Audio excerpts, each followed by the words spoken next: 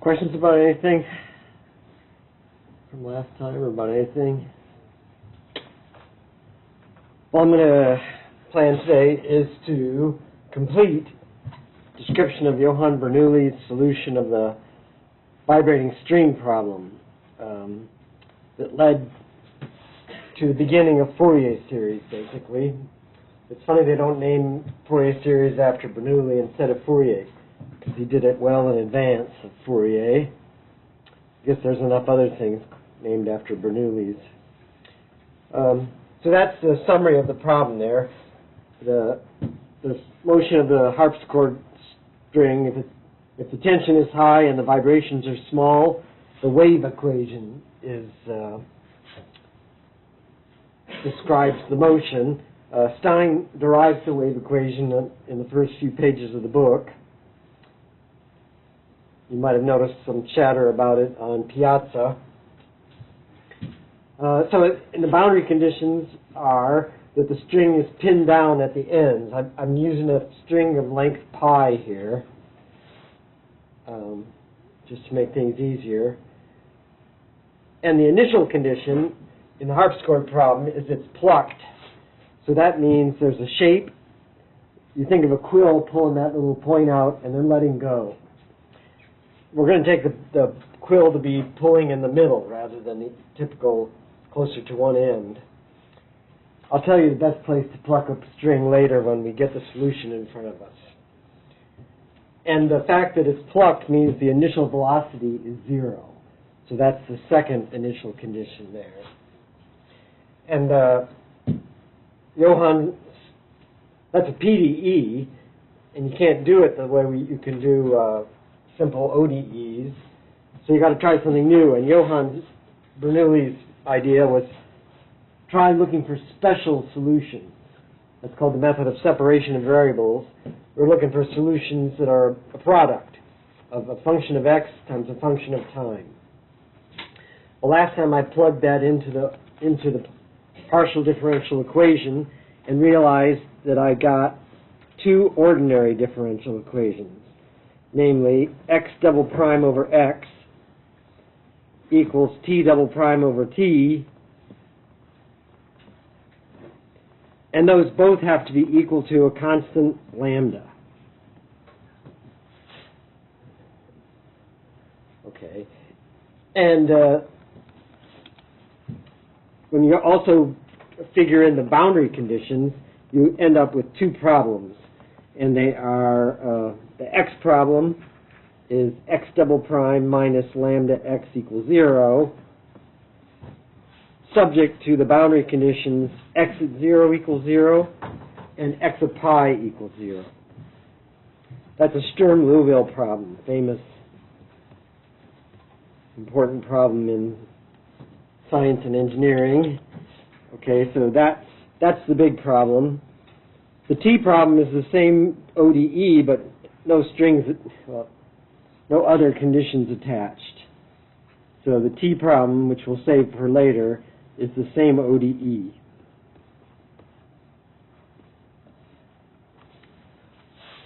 Okay, so last time I did some cases, lambda equals 0, we only get the 0 solution. We got x of x is identically 0, and therefore that leads to the solution u of xt is identically 0. That's the string just sitting there, not moving at all. I don't touch it, I don't pluck it. Then I also considered the case lambda positive. Same thing. I only got the 0 solution. I couldn't make those if those boundary conditions hold, the function's got to be identically 0. Okay, that leads to the next case, which I was just about to get into, and that's the case, hopefully things are not looking good. Let's do the case lambda less than 0. And if you ever did the vibrating spring problem, you know that it was common to write lambda equal plus or minus the square of something, just to make it easier to write out the solution. So you don't have to write square roots. So the typical thing to do here is to write lambda, which is negative, so it's going to be minus k squared, where k is a positive thing. That's why I don't have to write square roots all the time. Well, then that characteristic equation, remember, last time I try e to the rx. And when you plug that in, you'll get r squared e to the rx minus lambda e to the rx equals 0. That's what you want when you plug it into the differential equation. And that leads to r squared minus lambda times e to the rx equals 0. That's what we need. And e to the rx is never 0. That means that this has to be 0.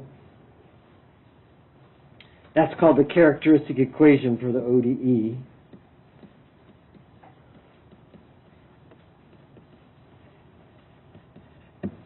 And so we see that lambda has to be equal to r squared.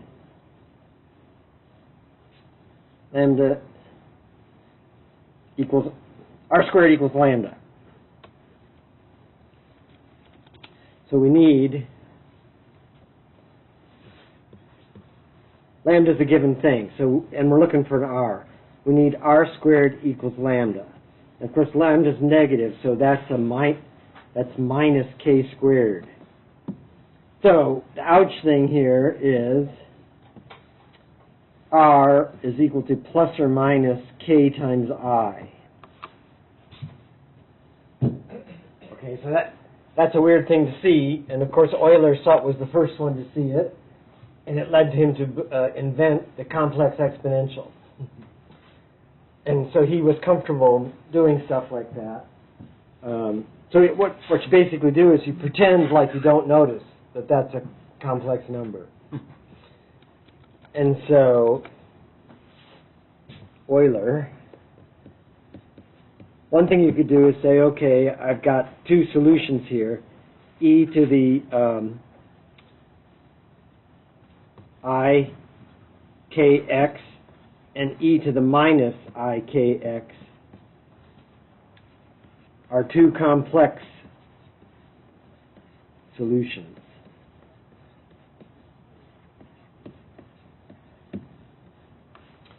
And sure enough, you can talk about differentiating those with respect to x one time and two times, and you plug them into the ODE, and you find out that sure enough, those really are complex solutions. Okay? And so one way would be to write, okay, we're going to allow complex solutions. That's a reasonable thing to do. And Euler experimented with stuff like that. But another approach is to say, okay, these really are complex, so they really are. They really work. You can plug them in, differentiate them like you would. And when you let's look at this one. E to the ikx is equal to, well, first of all, I'll write it like this. A u of x function plus I times a v of x function. And when you plug those into the ODE, let's write I'll use operator notation. L of a function equals f double prime minus lambda f. Okay. If I write L of u plus iv That's a complex solution, but when I calculate those derivatives, that would be u double prime plus iv double prime minus lambda times u plus iv. Okay, look at that and realize, aha, I can pull that into two things. The real part plus I times the imaginary part, v double prime minus lambda v, and that's a big fat zero, because that's a complex solution. And so it means this u thing has got to be equal to 0, and this v thing has to be equal to 0. So from one complex solution, I get two real solutions. That was Leonard Euler's observation. So let's see, what is e to the I kx here? E to the I kx is cosine kx plus I sine kx.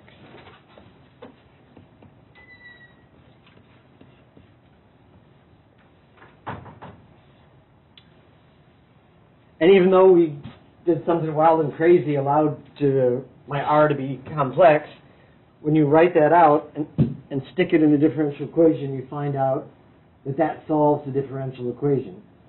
And not only that, but the cosine kx and the cosine and the sine kx solve the differential equation. So here's a fact.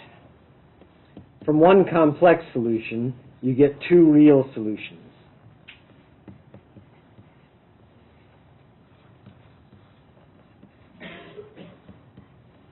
So, from one complex solution, u plus iv,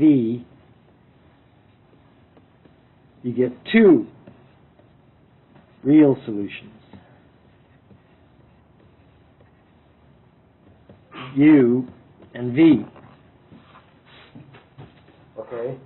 Once you find two real solutions, forget how you got them. That's a typical thing to do in ODE. Sort of play games and cheat, and then once you succeed at finding a solution, you don't sweat about how you got it.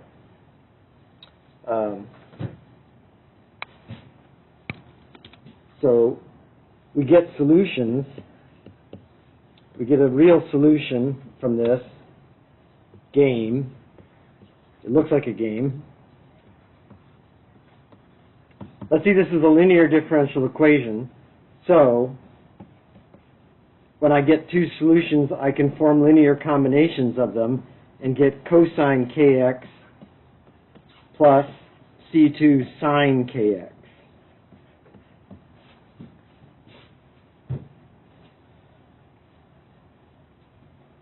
So I should say I get real solutions. And the question is that the general solution. So whenever you have two solutions, you hope that maybe you get the general solution for a linear ODE this way with constant coefficients. And remember that I claim that this is the general solution.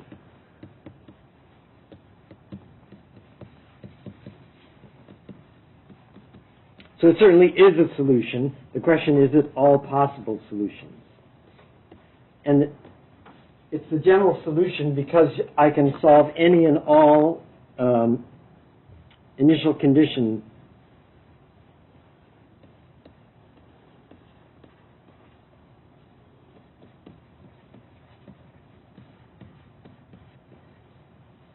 I can solve the ODE with any and all initial conditions.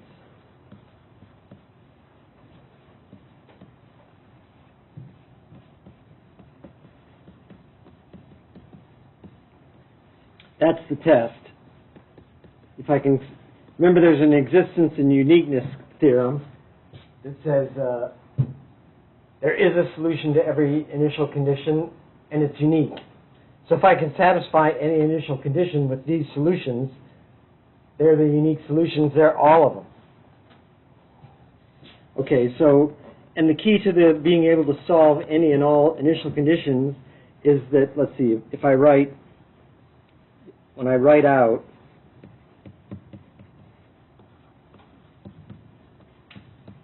x of 0 equals something and x prime of 0 equals something, I get two linear equations.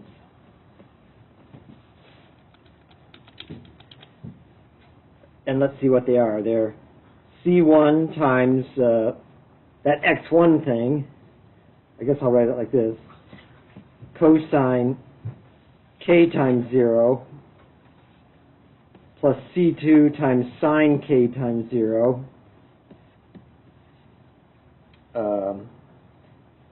equals A. I want to see that I can solve this. So the A and the B are any old initial conditions. Let's see, when I take the derivative of cosine is minus sine, so I'd get minus C1k sine k times 0.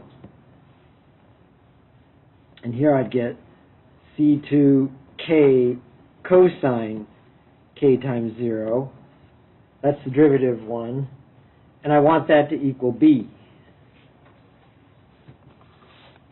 That matrix right there is a famous thing. It's the Wronskian. This is the Wronskian. Kind of dumb that I'm leaving the k times 0 here. And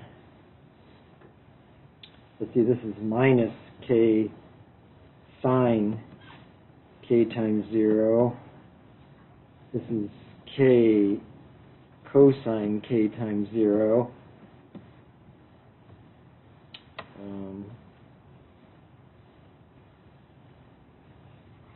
Times C1, C2 equals AB. So I'm reviewing the kind of thing I would do in Math 266 or 262 to show you this kind of ODE fact. This is a famous thing called the Wronskian matrix, and the determinant is the Wronskian determinant. This determinant, let's see, what's the determinant? It's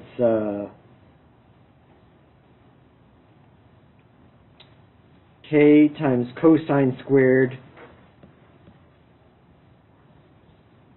of 0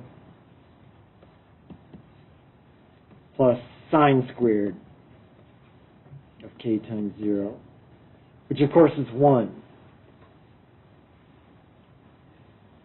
So the determinant is equal to k, and that's not equal to 0. That means there's a solution. And from any old A and B, I can find C1 and C2.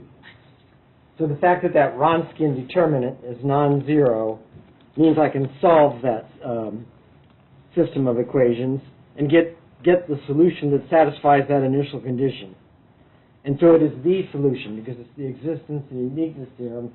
So if I find it, it's unique, and so that's it. I've got it. So this thing is the famous Wronskian determinant. Or I guess it's just called the Wronskian. And the Wronskian is unequal to 0. So I get the general solution. And it's real, thankfully. So C1 cosine kx plus C2 sine kx is the general solution.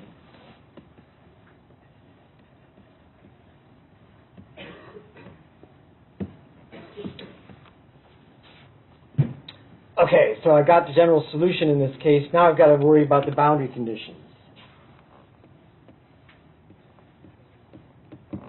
Let's see, x, that's different than an initial condition. So let's see, x of 0 would be C1 cosine of 0, which is 1, plus C2 sine of 0, which is 0. So that would be C1. Ouch, I'm starting to get zeros again. I need this to be equal to 0. So unfortunately, C1 has to be 0. We're headed towards 0, the 0 solution again. But let's see, the other one, x at pi, well, the C1's gone, so that term isn't there anymore. And now we get C2 sine of k times pi. And I need that to be equal to 0.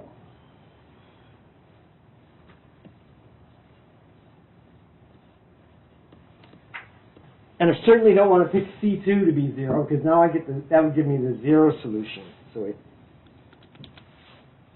So I'm thinking out loud here. I don't want C2 to be equal to 0 too, because then I only get the stupid 0 solution again.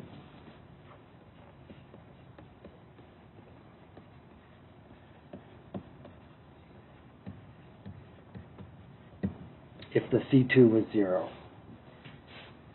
So I need the sine k pi is equal to be 0. So there's hope in this case, because I can sine wiggles. And maybe if I choose k just right, I can make it wiggle and be 0.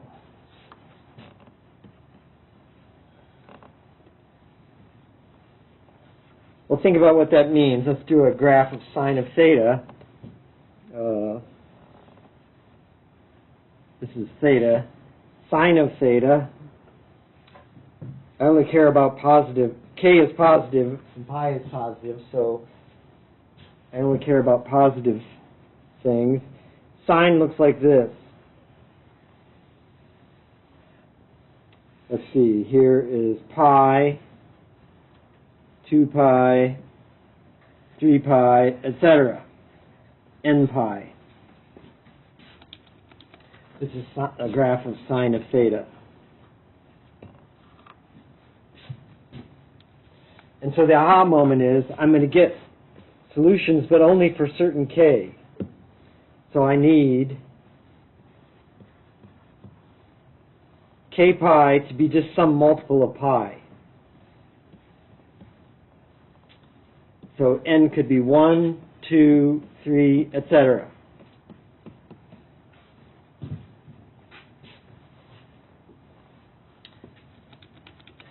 And so I'm going to get non-zero solutions exactly when k is an integer.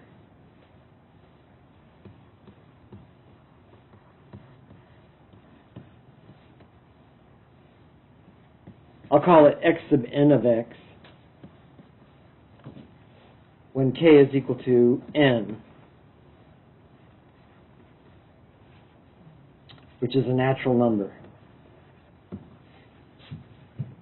Well, that's exciting. So finally I got something.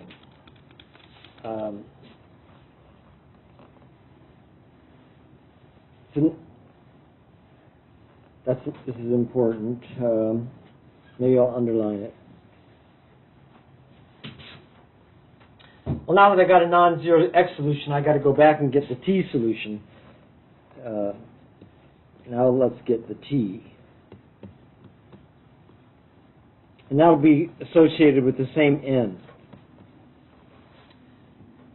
So let's see, the t problem was t double prime minus the lambda, which in this case is minus n squared.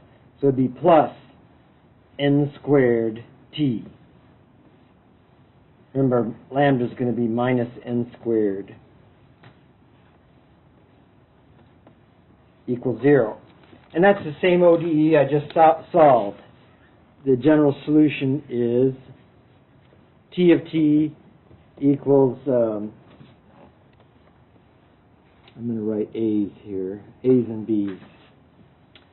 It'll be some A sub n of cosine nt plus B sub n of some sine nt.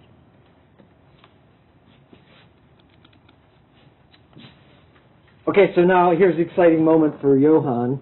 I got a whole bunch of solutions. So I get I'll call it u sub n of xt. That's my xn times my tn.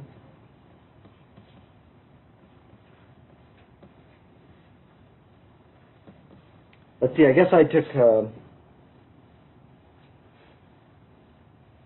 what was my non-zero solution?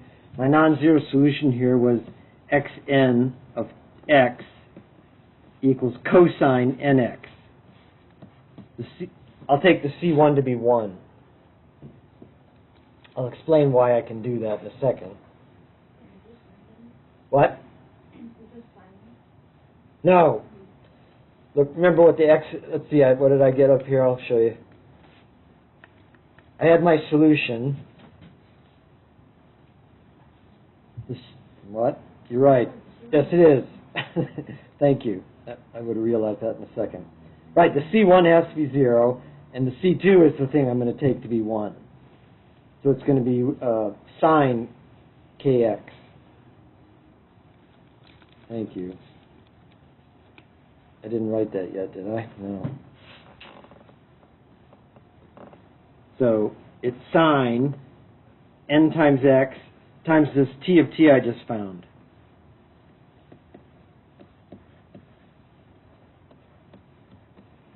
Looks pretty gory, but things are going to get easier in a second. Okay, so, and that satisfies the boundary condition and the partial differential equation, the wave equation. And so now I have to worry about the initial condition.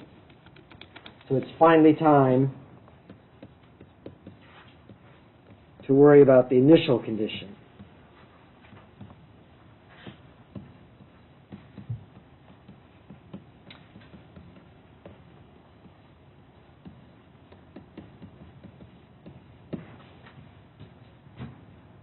Well, Johann realized the superposition principle holds here.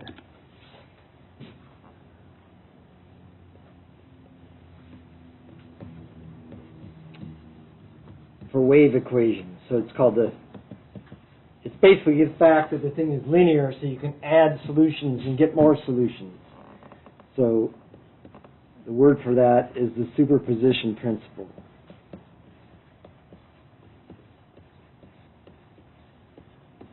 Basically, that waves plow over each other. You can add them. They add together. Because the wave equation is a linear equation. So, what that means, this PDE, what is it? It's, let's write L of U equals D2U dt squared minus D2U dx squared equals 0 is a linear PDE.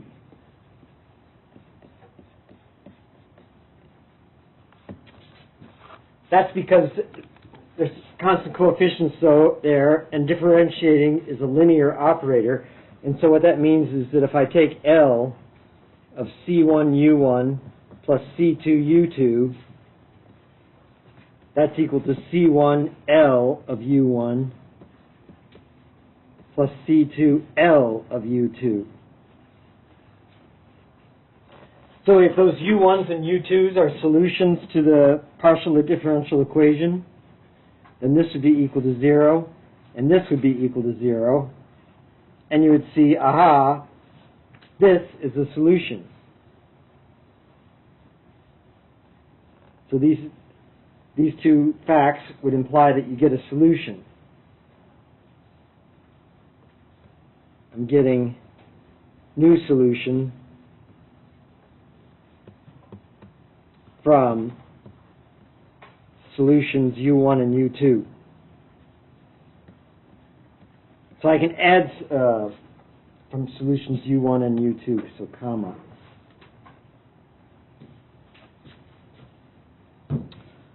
Okay, that's what it means to be, that's the virtue of being a linear operator, is that you can add solutions to the homogeneous equation.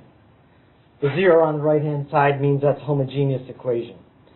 So you learn this fact in ODE class, that solutions add That's called the superposition principle. I'll put here homogeneous also, because there's a 0 on the right-hand side. Interesting fact, the boundary conditions, so also, the boundary conditions are homogeneous. Meaning if you have two things that satisfy the boundary conditions, and you add them together, they also satisfy the boundary conditions.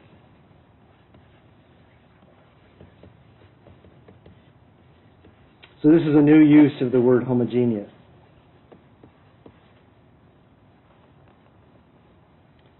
So I guess I don't have to say also twice. Are homogeneous. They're equal to 0.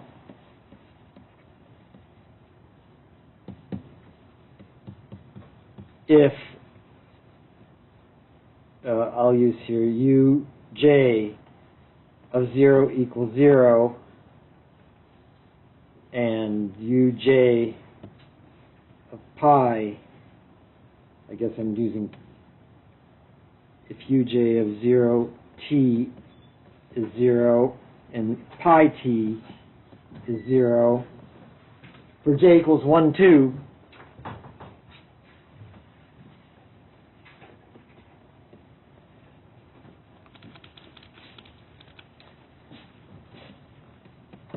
so the important thing here is that these are 0. That's what makes them homogeneous. Then C1U1 plus C2U2 satisfies the same boundary conditions.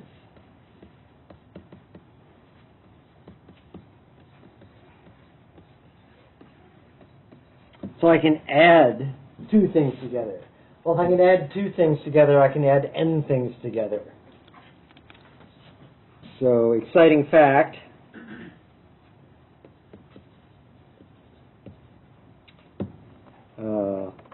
The summation n equals 1 to capital N of my xn of x, tn of t, satisfies the PDE, the wave equation, and the boundary conditions. Well, those are they're sums of sine functions. So they wiggle in a very specific way. And of course, you know, the Pluck shape is straight lines. So there's no way I'm going to add up finitely many sine wiggling things and get those straight lines. You can convince yourself that that's just not going to work. Of course, Bernoulli was desperate.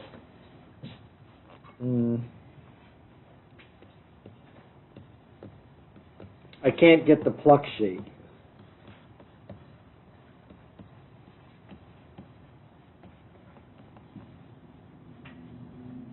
Because those are straight lines. And there's no way you can add finitely many wiggling sine things and get those straight lines for an initial shape. Well, Bernoulli's big idea is, well, let n go to infinity. Maybe you can do it then. So his daring idea, try letting n go to infinity and hope it works. Johann couldn't convince his older brother that it really worked. If he had Maple, he maybe could have put in a pretty good evidence that it works, because you can show very quickly that it converges beautifully in Maple, and you can really see it happen. Hope it works. Okay, so what are we trying to do here? The initial condition is we have, let's see, well, first of all I'm going to write what my u of xt is. My u of xt is sum, as n goes from 1 to infinity, of sine nx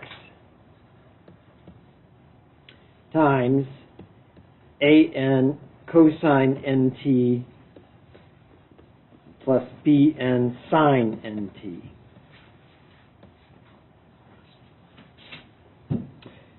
And the initial conditions are going to involve also a du by dt of xt. That's a sum as n goes from 1 to infinity. The sine nx just sits there because I'm differentiating with respect to t. And let's see, the derivative here would be minus n an sine nt plus n bn cosine nt.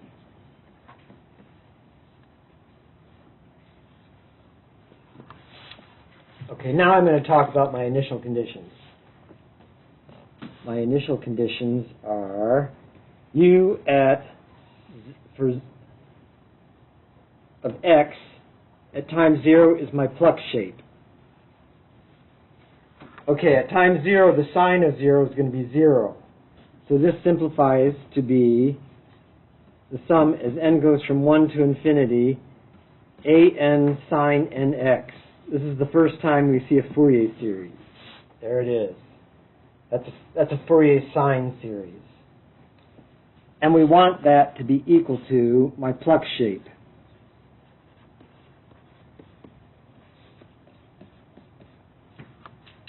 Okay. That's going to determine the a's somehow. And let's see, my other thing I need is that du dt at x at time 0, let's see, that's going to be a sum. The sine terms are 0, so it's going to be n bn sine nx.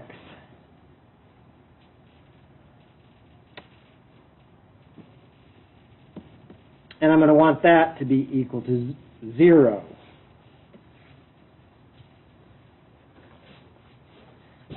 Well, I can make that happen. The aha here is I should take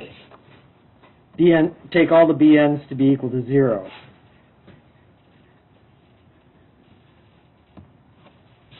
I can get that second one. And then all I'm left with is the first one to do. And that's going to give me the a sub n's. So that looks crazy. Of course, and Jakob told Johann he was crazy. That, oh, here's my simple problem now. I just want to solve. Find an somehow so that f of x is a sum of wiggling sine things. These all wiggle faster and faster. And who knows if it's going to converge or if it's possible or what. But Johann realized that the sine functions have a special property. They're orthogonal. The key to making it really is possible, and the key is that the sine nx functions are orthogonal functions.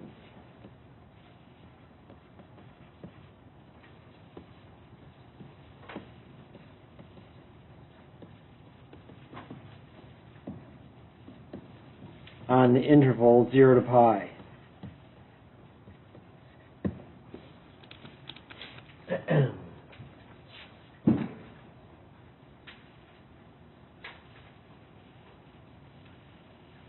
Okay, what does that mean? That means that when here's the inner product for functions. Sine nx, I'm going to inner product it with sine mx. That stands for the integral from 0 to pi of the first one. These are real, so I'm not going to take a conjugate here. Later in the semester, when I allow complex functions here, I'll take a conjugate in that second spot. Integrate dx. So it's an area under the curve like that. And orthogonal means that this inner product is 0. So that's equal to 0 when n is unequal to m. And of course, when n is equal to m, that would be the integral of a square. That would strictly be an area under there. And in fact, when you calculate it, it's a freshman integral kind of calculus, it's pi over 2 when n equals m. That's the case of a square. There's no way you're going to get 0 in that case. So it's very much like vectors being orthogonal. There's an inner product, and the inner product is 0, meaning they're orthogonal. And when they're the same, that's the length of the vector. So that's the way you think about those things after you get comfortable with them.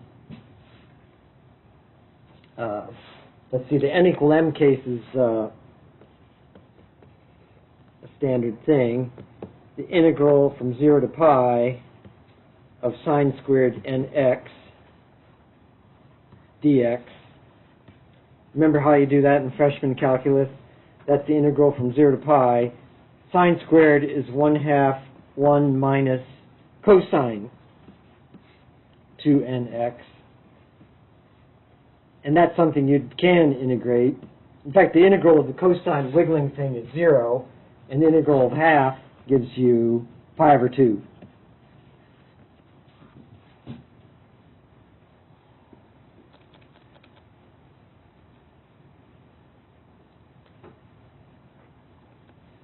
And the other calculation is a freshman calculus thing. Once you see it once, you never have to do it again, unless somebody makes you do it. So let's see, what's the idea here? The idea, we know about orthogonal vectors in Rm, or in Rn. So remember when you had vectors, and we had V equals C1 U1 plus C2 U2 plus ... plus, say there's n of them.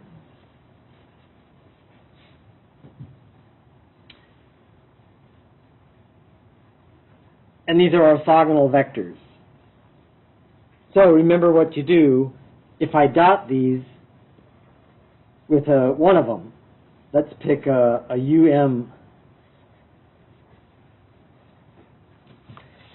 When I distribute that dot, let's say on the left-hand side, I would get, remember, it doesn't matter what order you dot stuff in. I guess I'll do it. I would get V dotted with U sub n on the left. And in all the other spots, I'd get 0 plus 0 plus etc. The M1 would be the one where I don't get 0. I'd get CM dot UM, which is the length of that vector squared. But then the rest I'd get 0 plus ... plus 0. And so the CM would be completely determined. CM would be V dot UM over UM dot UM, the length squared of that vector. Determined.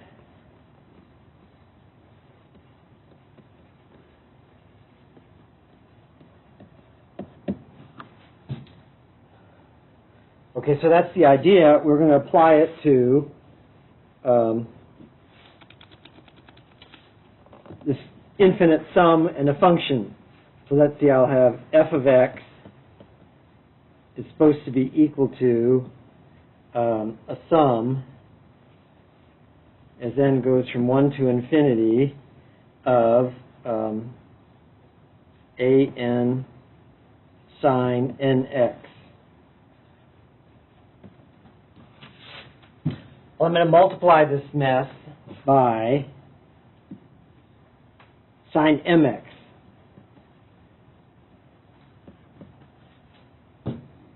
And then when I multiply here, I would distribute my sine mx through the infinite sum, and now I'm going to integrate from 0 to pi dx. let's see, when I put the integral, I mean, of course, Sir Johann was being loose here. He said, what the heck, I can interchange the sum with the integral and do this. If things converge uniformly and nicely, you can do stuff like that. Of course, he didn't know they were going to do that. And so what happens here is that most of those integrals are 0. Just like in that calculation above. So this is equal to 0 if n is unequal to m. And so it's only going to spit out one of them. And so what you get in this meth is that you have the integral from 0 to pi of f of x sine mx dx is equal to a sub m times the integral of sine m squared, mx squared. And remember, that's pi over 2. And all the rest are 0. So this is equal to pi over 2 when n equals m. And so I get this famous formula that appeared for the first time, that the Fourier coefficient, actually Fourier sine series coefficient, should be 2 over pi times the integral from 0 to pi of the Pluck shape times sine mx dx. And now if I want to, I can let the m be n, since it's a dummy variable.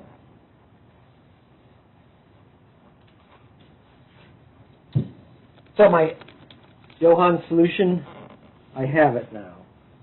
U of xt, let's see, what was it? It's the sum as n goes to 1 to infinity, and the a's are this. an cosine nx, no, it's a sine nx, cosine nt. That's the solution. Of course, Johann couldn't convince anybody. He was right, but he was right. Our course is going to be dedicated to showing that this stuff actually works and that actually converges. And you can do these crazy, wild things. And it's a fascinating, much more interesting than Jakob's solution, because it means there's something about sound. You can decompose a signal in terms of simple, wiggling, basic sounds. So from the point of view of music, let me tell you what those solutions are. Let's do the n equal 1 solution. Let's graph sine 1x cosine 1t. Well, sine looks like this. And the cosine, well, that's when t is times 0, cosine is 1. So I get the sine of 1 function. This is the graph of sine x cosine t. All right? There's the sine x. At t, it's the red thing. And then cosine t starts to shrink. And at time pi over 2, cosine is 0, so I get 0. And then it goes negative, like that. And if you've ever plucked a guitar string and looked at it under a strobe light, that's what it looks like. Okay. That's the fundamental. That's the pitch of this harpsichord string. The n equal 2 one,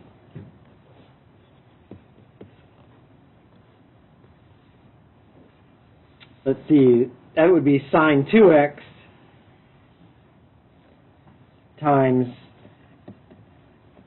cosine 2t. It starts out looking like that, but then that shrinks. It shrinks more. Then it's flat, and then it goes negative. If you ever touch the guitar string